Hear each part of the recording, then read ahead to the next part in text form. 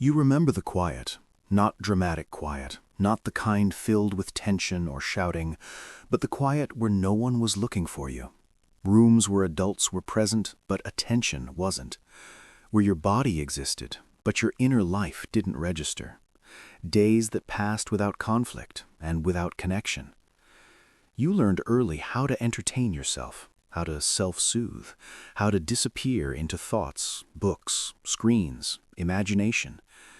And somewhere along the way, you told yourself a story. I'm fine.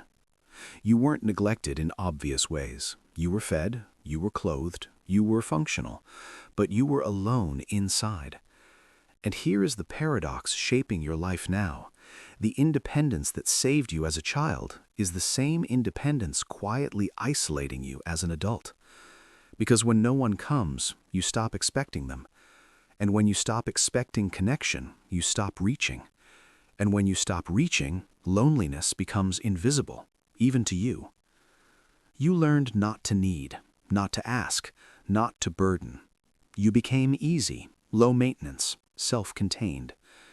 But something inside you has always known, you didn't just grow up lonely, you grew up unseen. And that changes a person. Loneliness in childhood isn't simply the absence of people, it's the absence of attunement. It's what happens when your inner world doesn't reliably land anywhere, when no one notices how you're actually feeling, when no one stays with your emotions long enough for them to matter.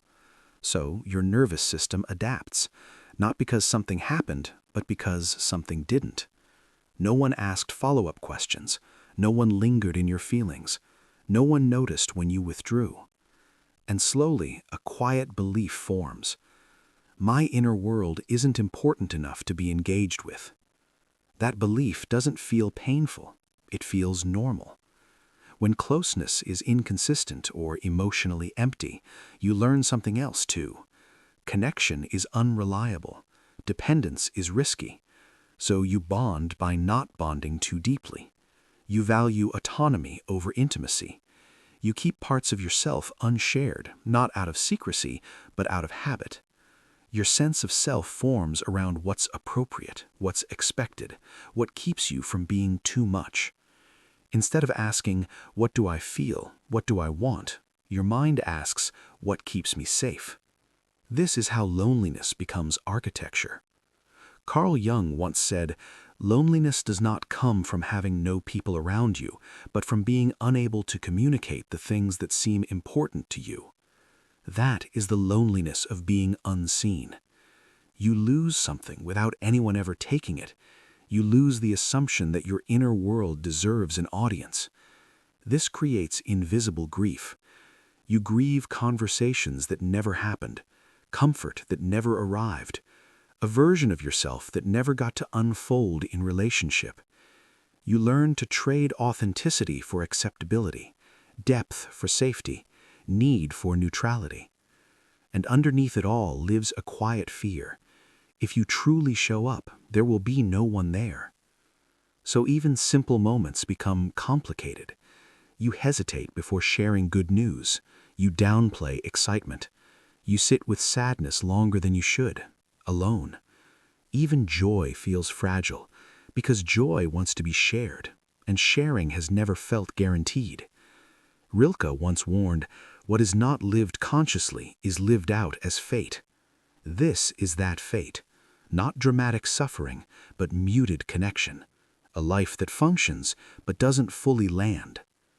And these patterns don't disappear, they evolve. In relationships, you become the low needs one, the understanding one, the one who adapts. You crave closeness, but feel uncomfortable being emotionally held. You feel safest when you are the listener. You feel closest when you're useful. In your work, you operate independently. You don't ask for help easily. You wait to be noticed instead of advocating. You confuse self-reliance with strength and invisibility with humility. In your sense of worth, you feel valid when you don't need much, when you don't take time, when you don't require reassurance. Praise feels strange. Attention feels exposing. You hesitate to interrupt. You struggle to ask. You disappear instead of asserting. You'd rather be lonely than feel rejected. Emotionally, you learned to regulate alone, so you intellectualize, you detach, you stay composed, then crash in private. Your body carries what your voice never shared. You know how to read others, but when asked, "What do you want? What do you need?" there's a pause. These aren't flaws, they're adaptations, and unlearning doesn't begin with self-criticism, it begins with witnessing. Not asking, "What's wrong with me?" but asking, "What did this loneliness protect me from?" Healing growing up unseen isn't about becoming louder, it's about becoming relationally safe inside yourself.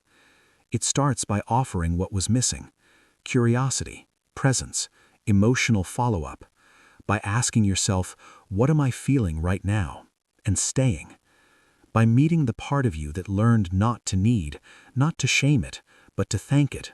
It kept you alive, now it needs companionship. Loneliness lives in the body, so healing happens there too, through breath, through slowing down, through allowing support without immediately retreating into independence.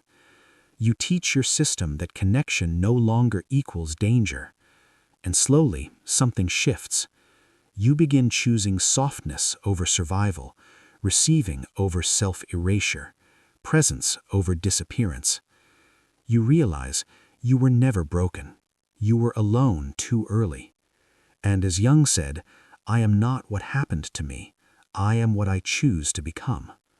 What you can choose now is this: to reach without certainty, to share without over-explaining, to exist even when no one is watching. The goal isn't to be fixed. The goal is to become whole. And if this gave language to something you've lived quietly, share it, not because you're weak, but because you're finally allowing yourself to be seen. And that is where healing begins.